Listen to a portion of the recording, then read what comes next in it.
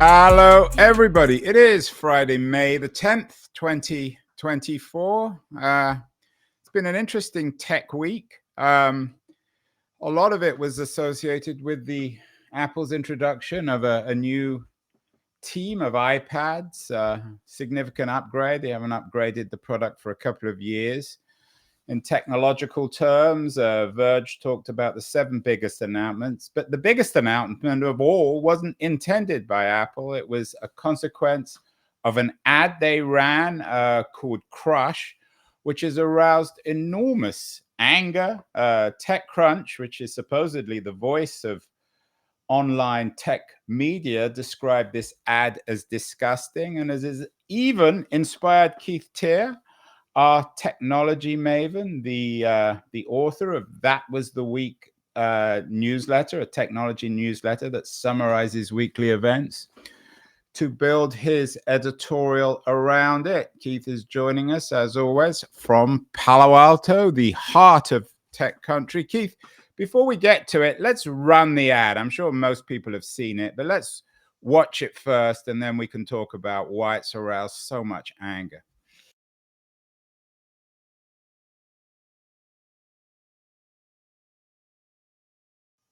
So, Keith, not everyone will have been able to watch that. A lot of our viewers aren't viewers, they're listeners. Describe the ad and then explain why, in your view, it's aroused so much anger and hostility and controversy.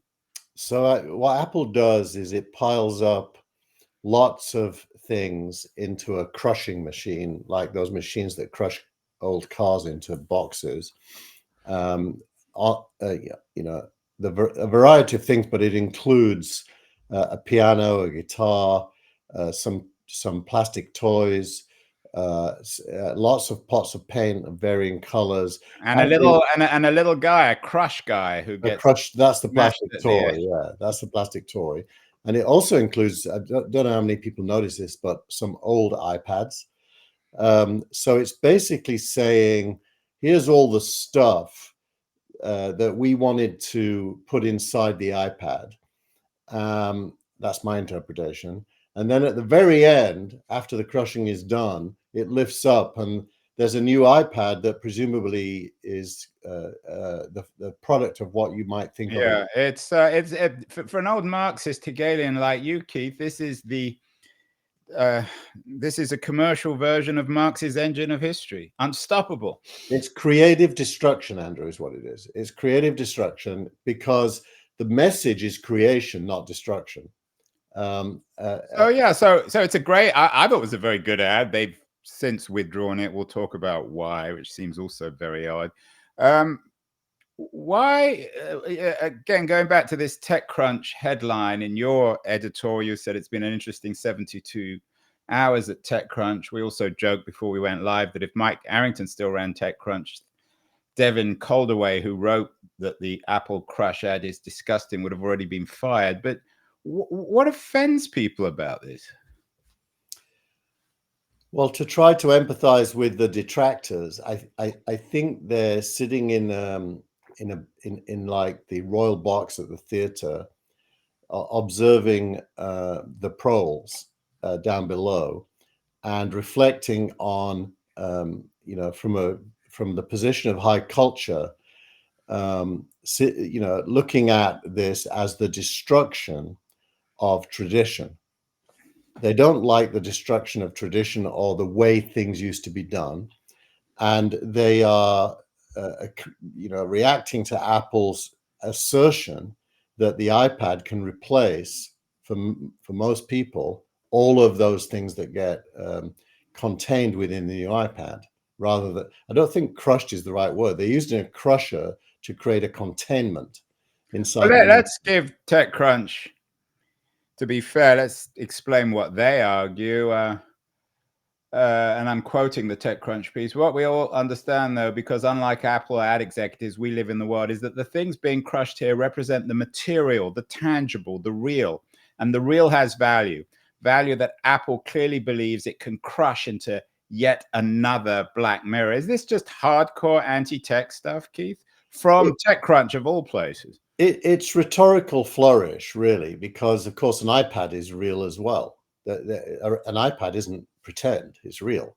So what they're really saying is they prefer the old version of reality rather than the new version of reality, but they're trying to masquerade that as the difference between real and not real. Well, that's a false proposition right at the core. And by the way, Devin does a few false propositions through this piece, which is clearly driven by animal emotion, not by intellect. He also says, and this comes back to the issue of media itself, he said, what Apple is doing is destroying these things to convince you that you don't need them. All you need is the company's little device, which can do all that and more, and no need for annoying stuff like strings, keys, buttons, brushes, or mixing stations. We're all dealing with the repercussions of media moving wholesale towards the digital and always on online. Is this a journalist just nostalgic for newspapers? Well, I think nostalgic and angry, because what he's saying there is a few things. Firstly, Apple isn't saying you don't need the things it's crushing. It's saying it can put them inside an iPad and give you another way of using them. For someone like me who doesn't play guitar or piano, actually the iPad is probably the only way I get to be creative using piano sounds and guitar sounds. So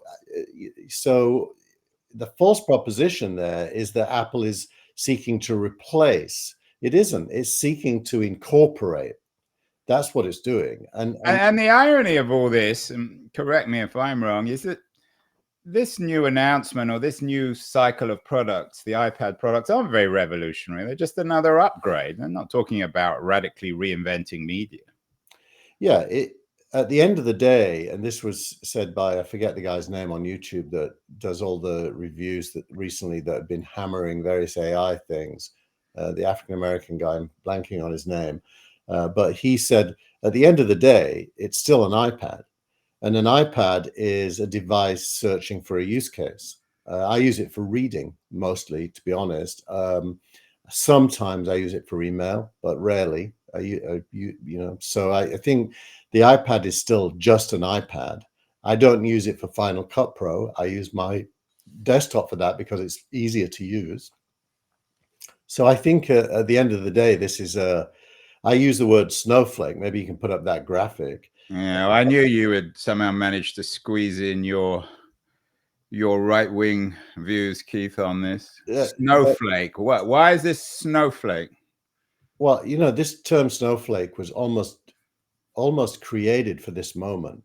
It says that a snowflake is a person that has an inflated sense of uniqueness, an unwarranted sense of entitlement, or are overly emotional, easily offended, and unable to deal with opposing opinions. That basically is That's the definition of people we don't agree with. But is Devin at TechCrunch? Is he a snowflake? I mean, the thing is, what I don't understand is how I can see people being irritated by something like this, but how could you be offended? I showed it to my kids just to test, and my kids are, from 17 to 23, and you would imagine very much of the modern age. Every single one of them liked it. I used a lot of tweets in my editorial that were very positive about it as well, mainly from creative people. So yeah, it's a puzzle, actually, Andrew. Even for me, it's a puzzle. You alerted me to it. I wasn't aware of the backlash. Well, you live in you're in the bubble, Keith. You're in Palo Alto. I'm sure that they control media there so that you don't even get to see the anti-Apple stuff. And Alexander, one of our listeners, tells me it's Marques Brownlee who did the. Good. Well, you shouldn't forget people, Keith, especially if people of other colors or genders. So what about Apple's response? I have to admit, I was rather disappointed. I think in the Steve Jobs age, he never would have backed down on this, would he? It is shocking that Apple has also become a bit snowflake, or at least they're scared of snowflakes. Which you're right. It is shocking that they apologized, but on the other hand, is it shocking?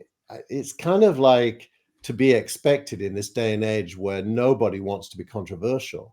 And it's not even being, I mean, it's not even a controversial ad. It's anything but controversial. It's just some nice video, some good music. and some paint spewing out, and that's the end of it. It definitely doesn't augur well for Apple's decision making internally that they apologize, because that implies that they're prepared to allow their product and marketing to be influenced by outlier sensitivity. Yeah, and you didn't have this in this week's newsletter, but it does contrast vividly with some of the decisions of other big tech companies. Google comes to mind, the CEO there, who pushed back decisively when some of the Google employees decided to occupy one of the offices. They were having none of that. So there's no snowflakes in some of the bigger other companies.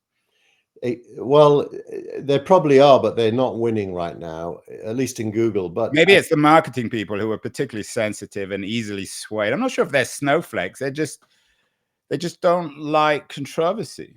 Well, look, if you contrast this to Apple's 1984 ad, which was aggressively against the past, the object of that ad was the establishment.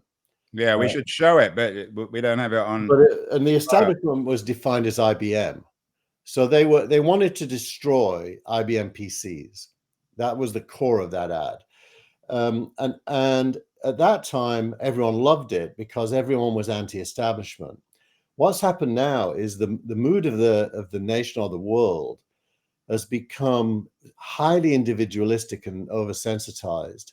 And so an ad which is essentially... You and I, Keith, we're the last two liberals left in the world, are we? We might well be, but you know, this ad has essentially the same message. The past is not as good as the future.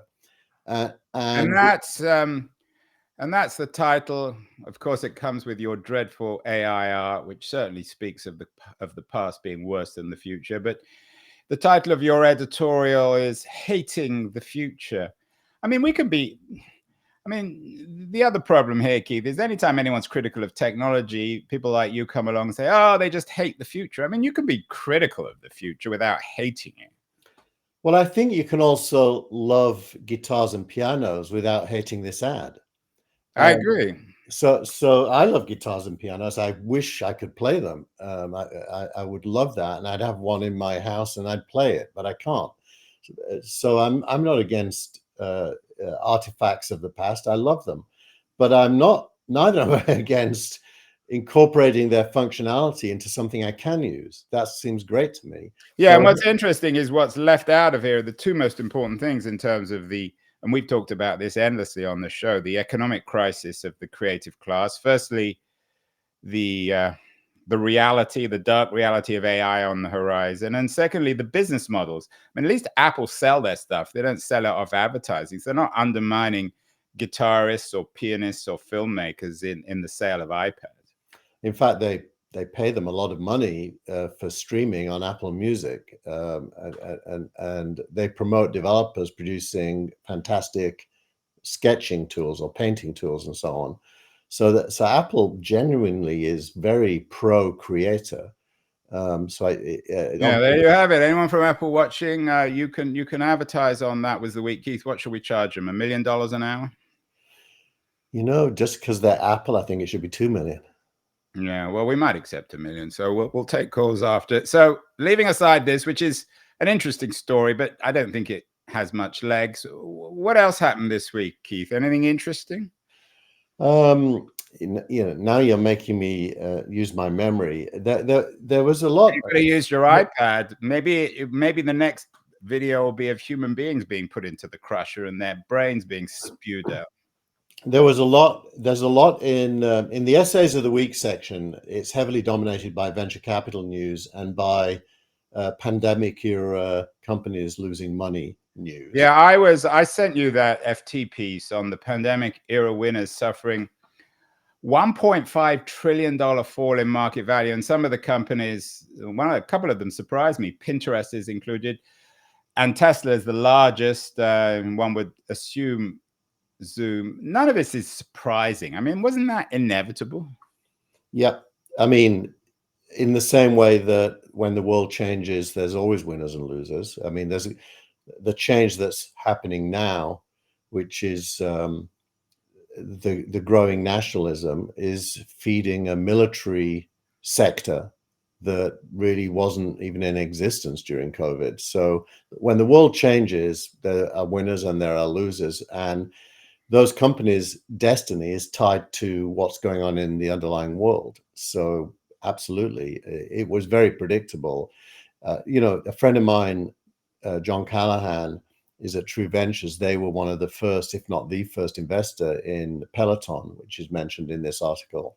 Yeah, we talked about, I mean, Peloton's the ultimate COVID. I mean, they're not even included in this chart, but they're the most. They're down below in the article. Right. They have their own chart because it's such a compelling example. What's weird is why is Tesla why do you think Tesla's the leading company in this? Because I don't see Tesla as a COVID company.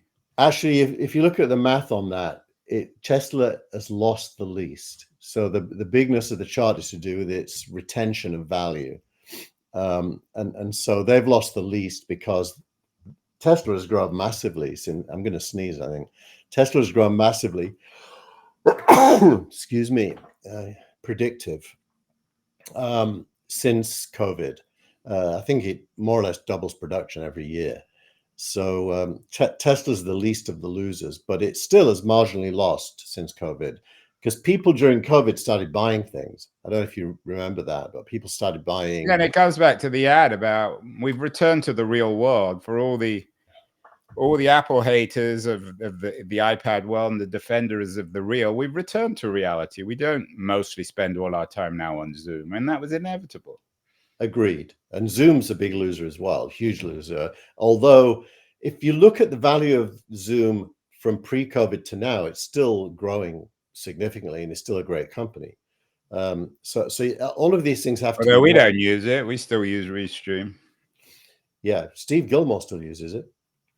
Well, if Steve Gilmore uses it, it must be good. Another couple of pieces in your newsletter this week that intrigued me. Something about Jack Dorsey, looking very much like Jack Dorsey, claims that Blue Sky is repeating all the mistakes he made at Twitter, and I think he's quit the board, maybe got pushed out. We don't hear much anymore about X or Twitter or social media. Maybe is that one going away, Keith? Is Blue Sky? There was a lot of promise of Blue Sky for about 20 minutes a year or two ago, and we haven't heard anything since. Well, what Jack is focused on is, broadly speaking, let's call it censorship, but it's really not only censorship. It's he's not doing snowflakes, is he, Keith? Jack Dorsey. He basically is. That's why I put it in. He's reacting against snowflakes as well, and he's making the point that Blue Sky is now run by snowflakes, and therefore trying to control the content. And that's the reason he left Twitter. And I have to say, I mean, for people who are listening, we have a photo of Jack Dorsey looking like Rasputin with a very long grey beard. He isn't a snowflake, although sometimes he sounds a little like one. Maybe his voice is a bit snowflakey. To me, he looks like, is it Voldemort? Out of Lord of the Rings, probably. He wants to be. That's it. He could also be Lord of the Rings. Yeah. Well, we've gone away and we never hear about Mastodon anymore, Keith. I mean, some of these things are inevitable, aren't they? Well, I mean, if we stand back and just treat the subject seriously, somebody trying to build a software version of the public square, if that's their goal, it's a reasonable goal. What comes with that is a diversity of opinions. I mean, David Hornick this morning, who is one of the most old friend, a very smart guy, very smart guy. He wrote a piece on, I think it was Facebook, defending the right of anti-Semites to speak. And David is against anti-Semitism, but he said you he's can't. Jewish. He's Jewish, and he made the point that free speech is more important than anti-Semitism or the opposite.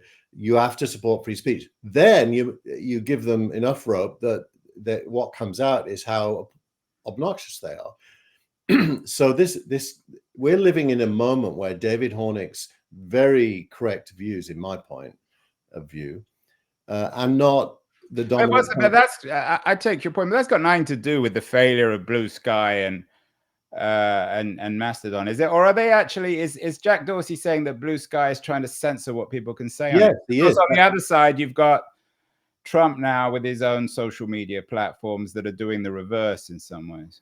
Yeah, no, Jack's only point is what I just said. That's why he left. Now you're right as well that if you wanted to analyze why Blue Sky isn't very popular, it's not related to that. It's for other reasons, and we can discuss that separately. But he's not leaving because it's a failure. He's leaving because it's trying to stop various points of view from existing on its platform. Can you imagine how Blue Sky erupted over this Apple ad? I'm sure X as well. Everyone was outraged. These platforms, though, exist on outrage. If people aren't outraged, then people don't post and people don't read it. The most outrage was Threads, because that's where snowflakes live. Threads should be called snowflakes, because I don't Say know. that again, Keith. That might be the title of our the headline of our piece. Threads is where snowflakes live. Is this, how old are you, Keith? How old? Yeah. I am pretty old, Andrew. I'll be 70 in August. Is this the kind of reactionary sourness of a 70, almost 70-year-old saying Threads is where snowflakes lives? Threads is where young people live. So no, it is not. Isn't it? Which young? None of my young people in my family. We've got 3 boys. I mean, they're not necessarily. Jeff Jarvis is the icon for Threads, and Jeff's certainly not. He might be older than me. Oh, okay. Well, so this is not a generational declaration. Snowflakes do trend both old and young, interestingly, because a lot of the hippie generation have turned into snowflakes. But I think it's hard to define snowflakes by age. It's more by when Threads came out, you were critical. We did a show, it was probably a year or 2 ago, saying that Threads was, you were disappointed because Threads was avoiding politics, but you're saying it's in its own way quite political. Well, one-dimensionally. There's no counterpoint of view. There's only there's a collective. You just can't say stuff. So what happens if you went on Threads and said, I'm a Jew and I believe that people should be allowed to make anti-Semitic remarks? That I think you would offend. Basically, they wouldn't reply to you. They'd ask the Threads management team to block. Who's they? You mean the other Threads users? Yeah. Let's send you to jail, maybe, Keith, as our old friend Sam Bankman-Fried was sent to jail. And yet the headlines this week is that the FTX so-called victims, crypto fraud victims, are getting their money back plus interest. So did the media misrepresent the FTX story? Well, you and me have debated this back and forth, and I always said that Bankman-Fried did what he did emotionally in order to try to save the company. He was trying to preserve assets, not steal them. And in trying to preserve them, he crossed lines. So I don't think emotionally he was a criminal, but he in fact was doing criminal things, but he wasn't emotionally a criminal.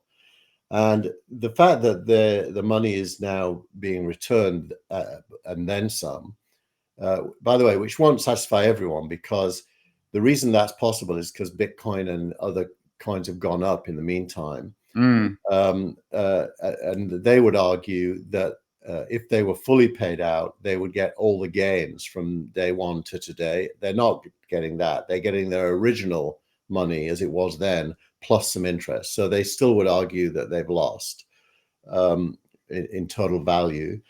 But that said, it is evidence that Bankman-Fried trying to play a long game with the assets, had he not been arrested, probably would have worked out.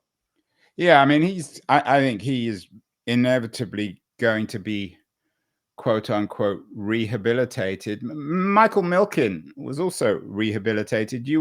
Were you down in LA for the Milken event, or you were? I was, but I wasn't at the Milken event. I was at an English guy called Charlie Muirhead at it. Okay, well, you had an interesting story about the Milken event this week. His new power players. What's Milken suggesting? Another big finance guy who has successfully been rehabilitated.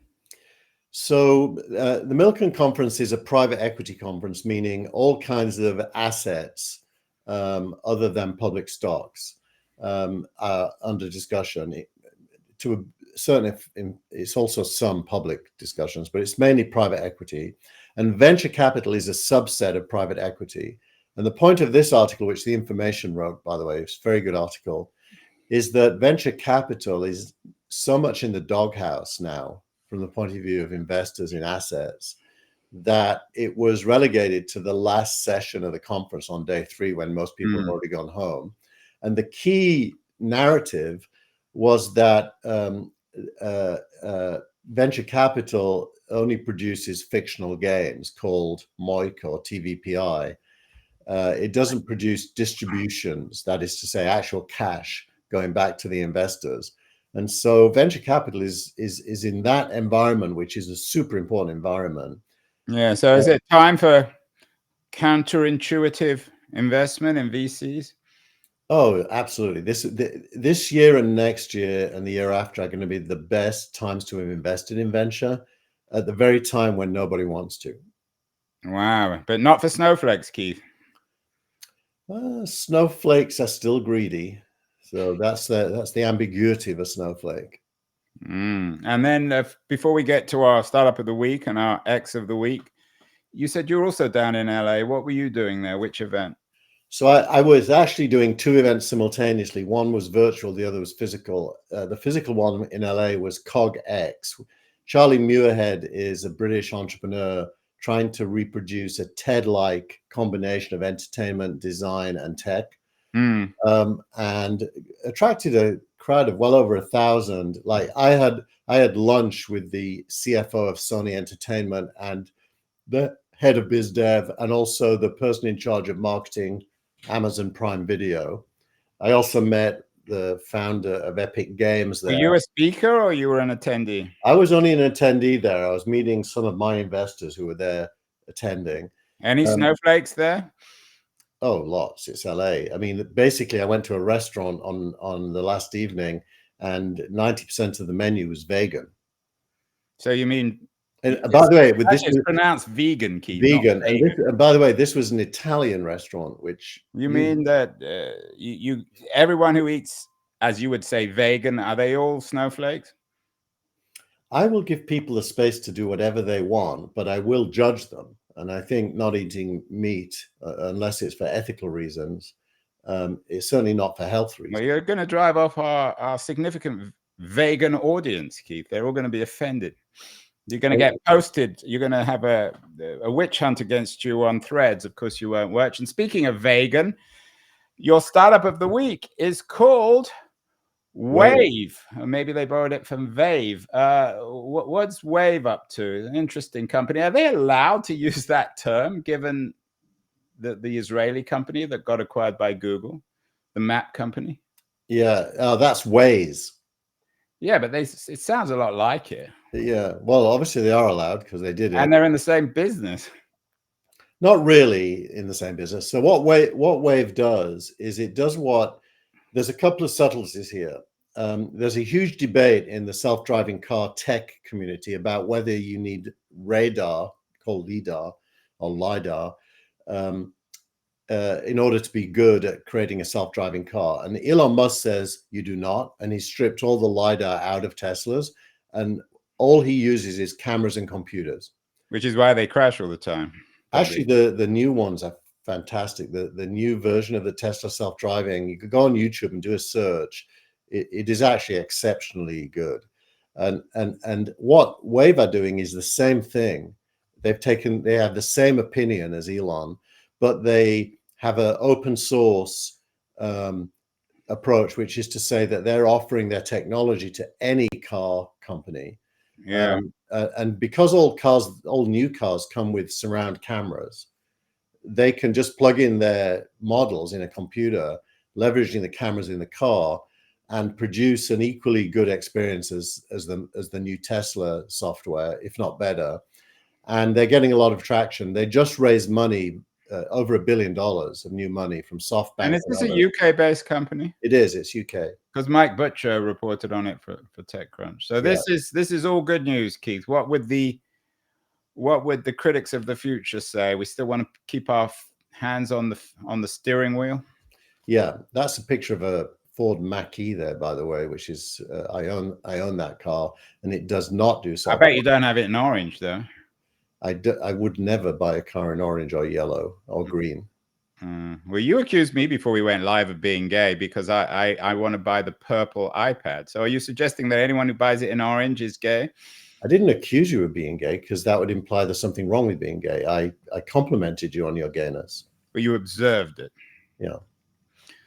Well, that looks like an interesting company. I don't think that will be the last we hear of it. It's good news. It's good news for the UK economy for innovation, isn't it? Absolutely. Absolutely. I mean, the fact that SoftBank led the deal gives you a couple of pauses, given their track record, but you hope this is... Makes complete sense. I mean, there's clearly a massive need in the market for this. Will they be acquired by a BMW or a Ford? I hope not, because that means it won't become this generalized platform for all cars. I think the answer will only be yes if they fail to get customers. And presumably the bigger players, I mean, Google bought Waze, of course, that they would be interested. The Googles, the Amazons, the Apples would be interested in this company too. Yeah. And by the way, all the car companies have bought companies that are roughly in this space, but they're technically different. They're using LiDAR. This is the first company that doesn't use LiDAR that claims excellent results. And by the way, their platform supports robotics as well. It's not just for cars. Well, last week we had a robotics company. And finally, we'll end where we began. Our X of the week is from our old friend Tim Cook, the CEO of Apple, who talks about meet the new iPad Pro, the thinnest product we've ever created, the most advanced display we've ever produced with the incredible power of the M4 chip. Just imagine all the things it'll be used to create, including a lot of controversy. Absolutely. And the fact that he used the word create tells you what the intent is in the ad. That's why I put it in. The intent's clear. I'm interested that Apple has not deleted either the video or this tweet. Yeah, because they're not stupid. They don't care. Yeah. The thing that always annoys me about Apple is that every time they come out with something, they always say the thinnest, the most advanced we've ever produced. Do they always have to say that?